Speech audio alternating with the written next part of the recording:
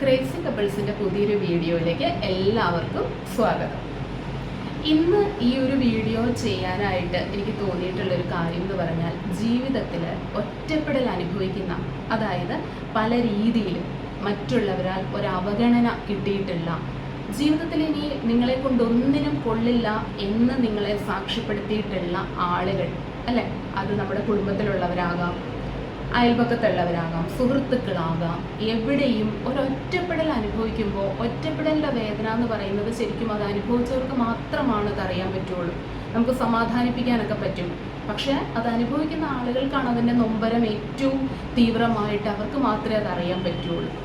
അതിപ്പോൾ ഏത് പ്രായം തുടങ്ങി, LKG UKG പഠിക്കുന്നൊരു കുട്ടികളാണെങ്കിൽ പോലും അവർ കളിക്കുമ്പോൾ കൂട്ടുകാർ കളിയിൽ തോറ്റതിൻ്റെ പേരിൽ കളിയാക്കുമ്പോൾ പോലും ഉണ്ടാകുന്ന ആ ഒരു ഒറ്റപ്പെടൽ, അത് ആ ഏജിൽ അവർക്ക് ഭയങ്കര വലിയൊരു വേദനയാണ്. നമ്മൾ പറയില്ലേ, സാരമില്ല, ഇതൊക്കെ എന്താ, കളിയല്ലേ, അതിൽ ജയവും തോൽവിയൊക്കെ ഉണ്ടാവും എന്നൊക്കെ നമ്മൾ പറയും. ആ പ്രായത്തിൽ പോലും അവർക്കത് വളരെ വലിയൊരു വേദനയാണ്. ഏജ് കൂടുന്തോറും നമുക്ക് ഓരോരോ കാരണങ്ങളായിരിക്കും വരിക അല്ലേ. അപ്പം ഈ മറ്റുള്ളവരാൽ ഒറ്റപ്പെടുക എന്ന് പറഞ്ഞു കഴിഞ്ഞാൽ, ഈ ഓപ്പോസിറ്റ് നിൽക്കുന്ന ആളുകൾ എന്ന് പറയുന്നത് മേ ബി അത് പാർട്ട്നേഴ്സ് ആകാം, അല്ലെങ്കിൽ ഇപ്പം എന്താ പറയുന്നത്, നമ്മുടെ ബന്ധുക്കളാകാം, സുഹൃത്തുക്കളാകാം, അങ്ങനെ ആരുമാകാം, ഈവൻ പേരൻസ് പോലും ആകാം.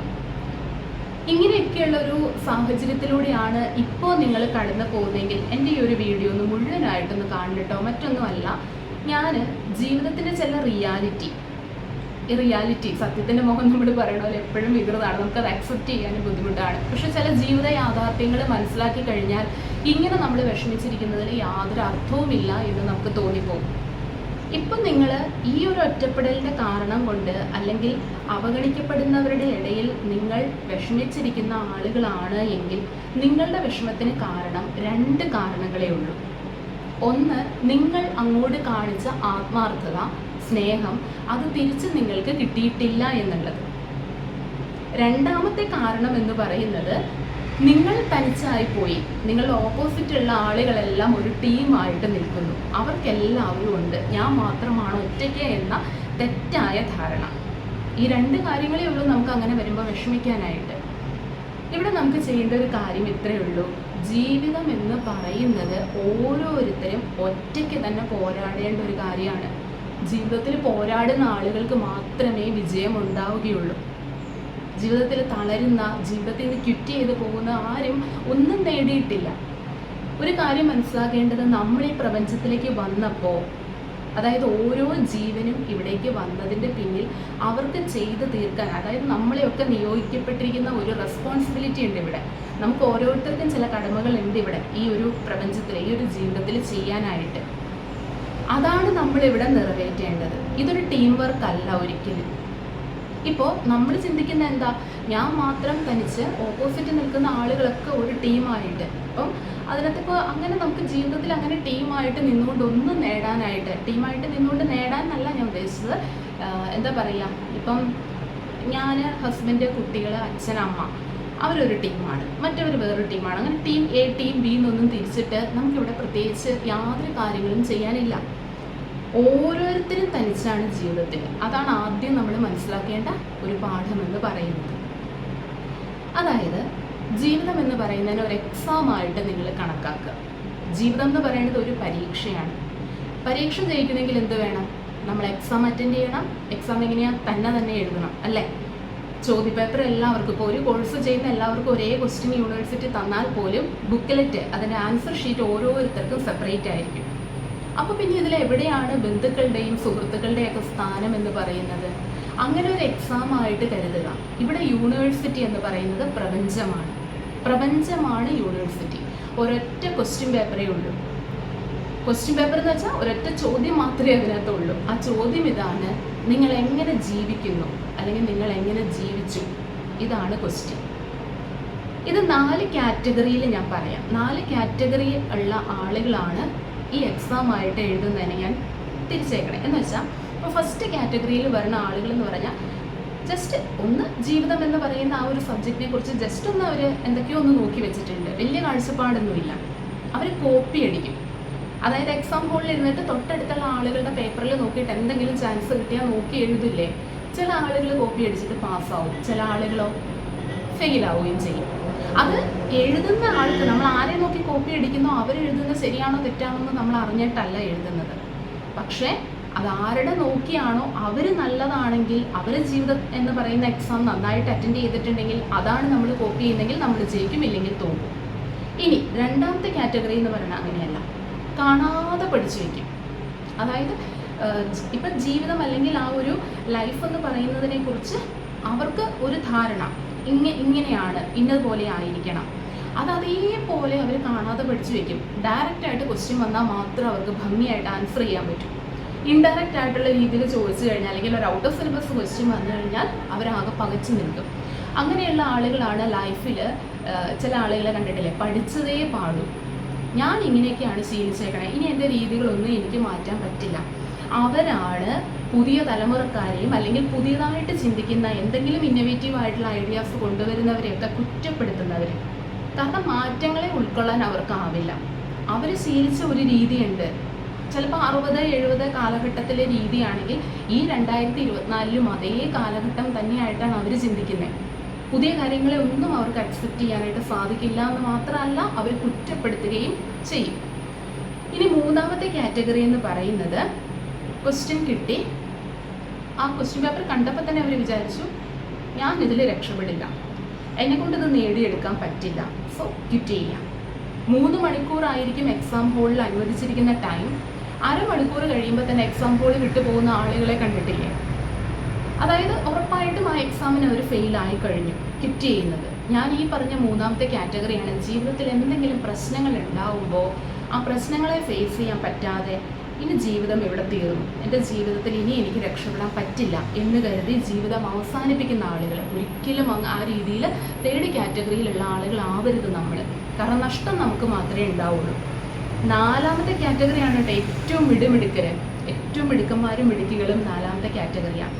ജീവിതം എന്ന് പറയുന്ന ആ ഒരു സബ്ജക്റ്റിനെ അവർ ശരിക്കും മനസ്സിലാക്കും. ലേണിംഗ് ത്രൂ എക്സ്പീരിയൻസ് എന്ന് പറയുന്നത്, അനുഭവങ്ങളിലൂടെ ആ കണ്ടന്റ് എന്താണോ അത് അവർ ശരിക്കും മനസ്സിലാക്കിയതിന് ശേഷം അവരുടേതായ രീതിയിൽ അവരതിനെ ഉത്തരം എഴുതും.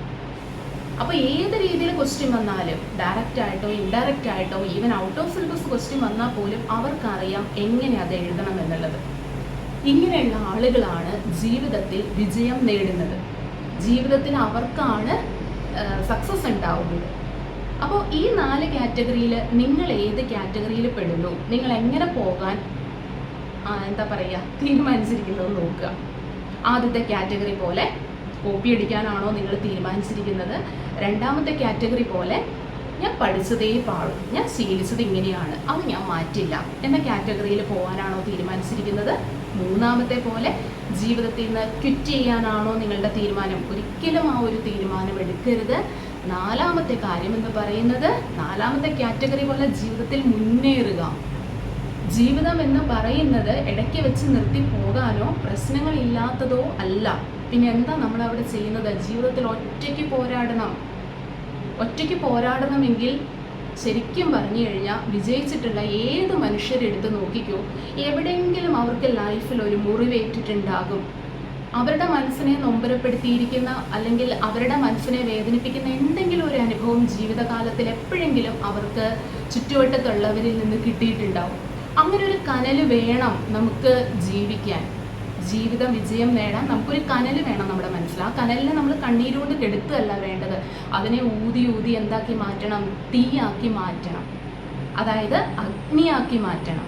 സ്വയം അഗ്നിയായി മാറുമ്പോഴുണ്ടല്ലോ നമുക്ക് ചുറ്റുമുള്ള എല്ലാ പ്രതിസന്ധികളെയും കത്തിച്ചാമ്പലാക്കി നമുക്ക് മുന്നേറാൻ പറ്റും. അഗ്നി അങ്ങനെയല്ല, തീ അങ്ങനെയല്ലേ, സ്വയം വഴി തെളിക്കും അല്ലേ? മുമ്പിലുള്ള എല്ലാത്തിനെയും കത്തിച്ചാമ്പലാക്കി തീ മുമ്പോട്ടാണ് പോകുന്നത്.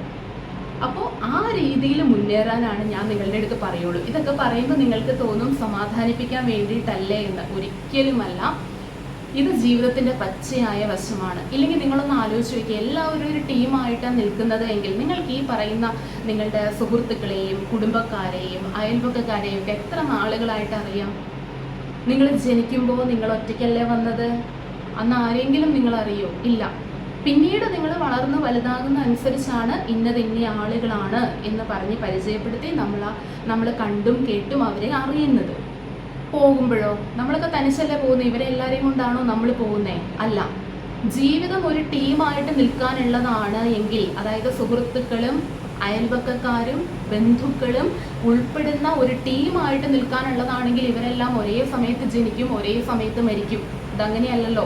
നമ്മൾ വരുന്നതും തനിച്ചാണ്, പോകുമ്പോഴും നമ്മൾ തനിച്ചാണ്. പിന്നെ എന്തിനാണ് നമ്മൾ വിഷമിക്കുന്നത്? നമ്മളെ വേണ്ടാത്ത ആളുകളെ വേണ്ടാന്ന് വെക്കാൻ നമുക്കും സാധിക്കണം.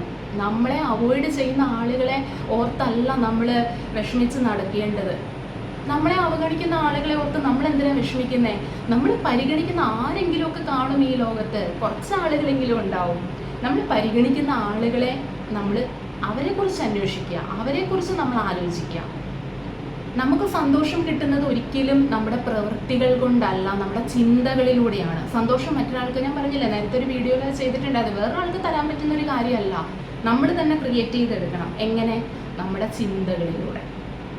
അപ്പോൾ ഇനി ഈ ഒരു കാര്യം അല്ലെങ്കിൽ നിങ്ങൾ വേറൊരു കാര്യം, രണ്ടാമത് ഞാനൊരു കാര്യം പറയാം, നിങ്ങൾ അതും ചിന്തിച്ചു നോക്കിക്കേ.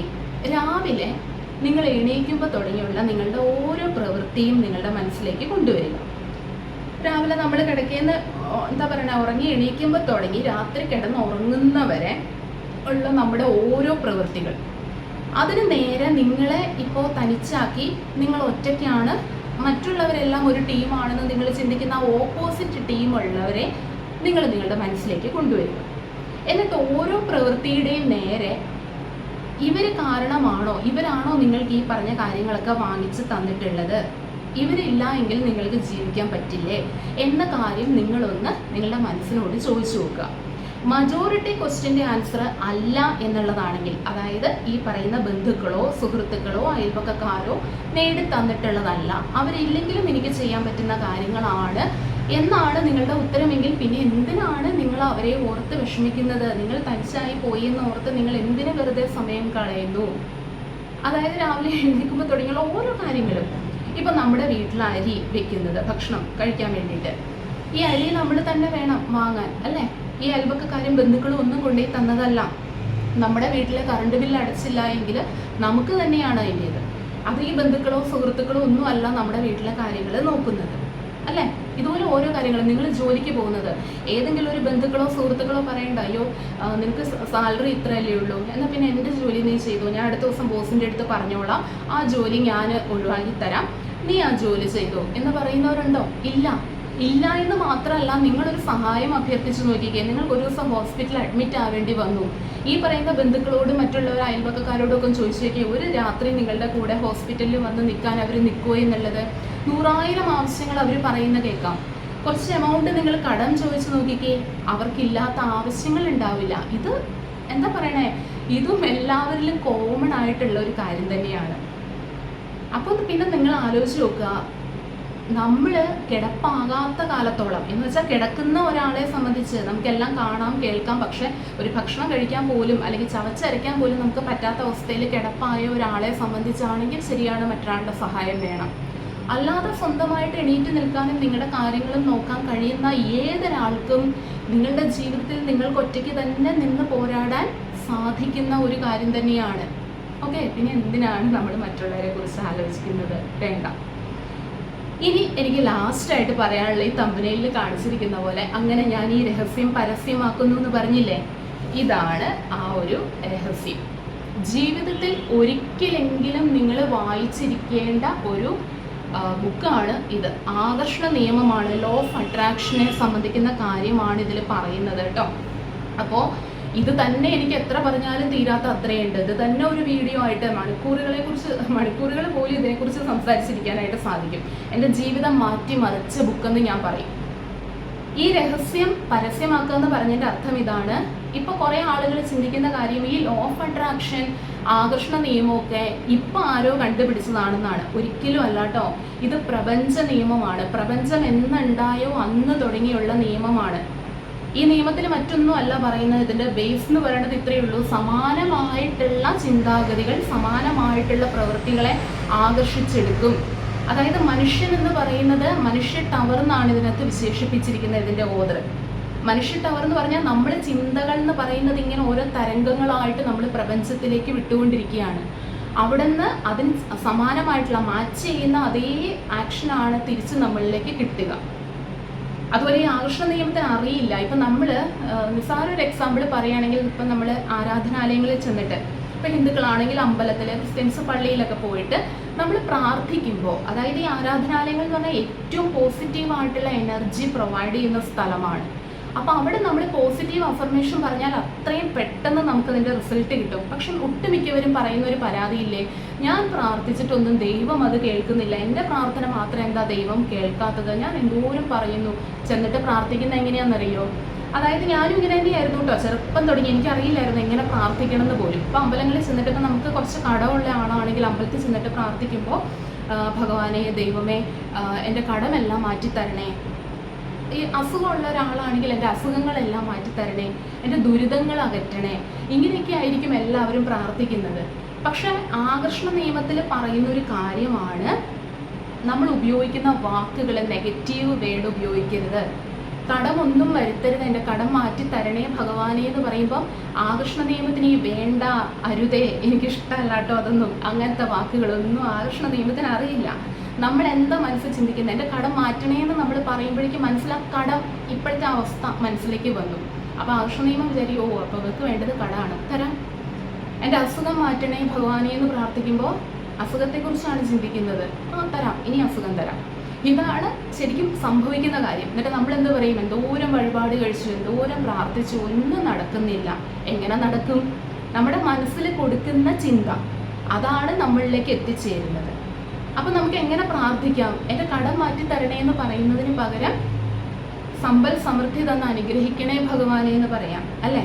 അസുഖം മാറ്റി തരണേ എന്ന് പറയുന്നതിന് പകരം എനിക്ക് ആരോഗ്യത്തോടു കൂടി ഇരിക്കുന്നതിന് നന്ദി ദൈവമേ, അല്ലെങ്കിൽ ആരോഗ്യവതിയായിട്ടിരിക്കാൻ എന്നെ അനുഗ്രഹിക്കണേ ഭഗവാനെ എന്ന് നമുക്ക് പറയാം. അപ്പോൾ സമ്പൽ സമൃദ്ധി പോസിറ്റീവാണ്, ആരോഗ്യം പോസിറ്റീവാണ്. ഇങ്ങനെയുള്ള വാക്കുകൾ നമ്മൾ ആ പോസിറ്റീവായിട്ടുള്ള ഊർജം നിറയുന്ന സ്ഥലത്ത് നിന്ന് പറഞ്ഞു നോക്കിക്കേ. മനസ്സിൽ പറഞ്ഞാൽ മതി, വളരെ പെട്ടെന്ന് നമുക്കതിൻ്റെ റിസൾട്ട് കിട്ടും. ഇനി തുടങ്ങി നിങ്ങൾ പ്രാർത്ഥിക്കുമ്പോൾ ഈ രീതിയിലുള്ളവരാണെങ്കിൽ അതൊന്ന് മാറ്റി നോക്കൂ കേട്ടോ. അതുപോലെ തന്നെ ശരിക്കും പറഞ്ഞാൽ ഇതൊക്കെ സ്കൂൾ തലം തുടങ്ങി, ഞാൻ പറയുകയാണെങ്കിൽ നമ്മളൊക്കെ സ്കൂളിൽ പഠിക്കുമ്പോഴില്ലേ, അപ്പം ഞാനൊക്കെ പഠിക്കുമ്പോൾ അങ്ങനെ ഉണ്ടായിരുന്നു, 7ാം ക്ലാസ് 9ാം ക്ലാസ് വരെ ഉണ്ടായിരുന്നു. അപ്പോൾ ഹിന്ദു കുട്ടികൾക്കൊക്കെ ആണെങ്കിൽ സന്മാർഗ പാഠം, ക്രിസ്ത്യൻസ് ആണെങ്കിൽ വേദപാഠം, മുസ്ലിംസിനൊക്കെ അറബി എന്നൊക്കെ പറഞ്ഞിട്ട് ഒരു സബ്ജക്റ്റ് ആഴ്ചയിൽ ഒരു ദിവസം.